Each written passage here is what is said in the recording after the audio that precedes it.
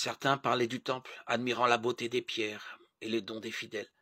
Jésus leur dit, ce que vous contemplez, des jours viendront où il n'en restera pas pierre sur pierre.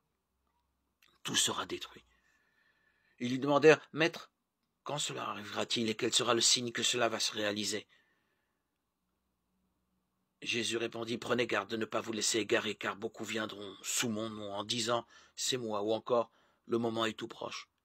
Ne marchez pas derrière eux. Quand vous entendrez parler de guerre et de soulèvement, ne vous effrayez pas. Il faut que cela arrive d'abord. Mais ce ne sera pas tout de suite la fin. Alors Jésus ajouta, on se dressera nation contre nation, royaume contre royaume. Il y aura de grands tremblements de terre, et çà et là, des épidémies de peste et des famines, des faits terrifiants surviendront, et de grands signes dans le ciel. Mais avant tout cela, on portera la main sur vous, et l'on vous persécutera. On vous livrera aux synagogues, on vous jettera en prison, on vous fera comparaître devant des rois et des gouverneurs à cause de mon nom.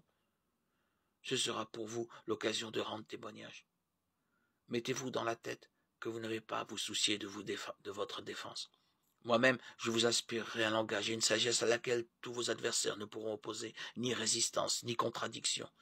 Vous serez livrés même par vos parents, vos frères, votre famille et vos amis, et ils feront mettre à mort certains d'entre vous.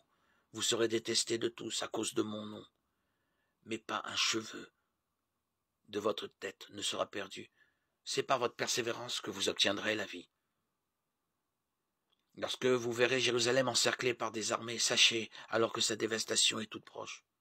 Alors, ceux qui seront en Judée, qu'ils s'enfuient dans la montagne, ceux qui seront à l'intérieur de la ville, qu'ils s'en éloignent, ceux qui seront à la campagne, qu'ils ne rentrent pas en ville, car ce seront des jours où Dieu fera justice pour accomplir toute l'écriture.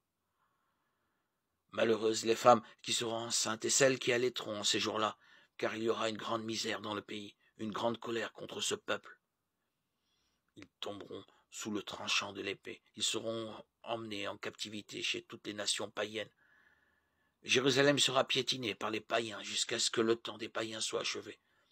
Il y aura des signes dans le soleil, la lune et les étoiles. Sur terre, les nations seront affolées par le fracas de la mer et de la tempête. Les hommes mourront de peur dans la crainte des malheurs arrivant sur le monde, car les puissances des cieux seront ébranlées. Alors, on verra le Fils de l'homme venir dans la nuit avec grande puissance et grande gloire. Quand ces événements commenceront, redressez-vous et relevez la tête, car votre rédemption approche. Luc 21,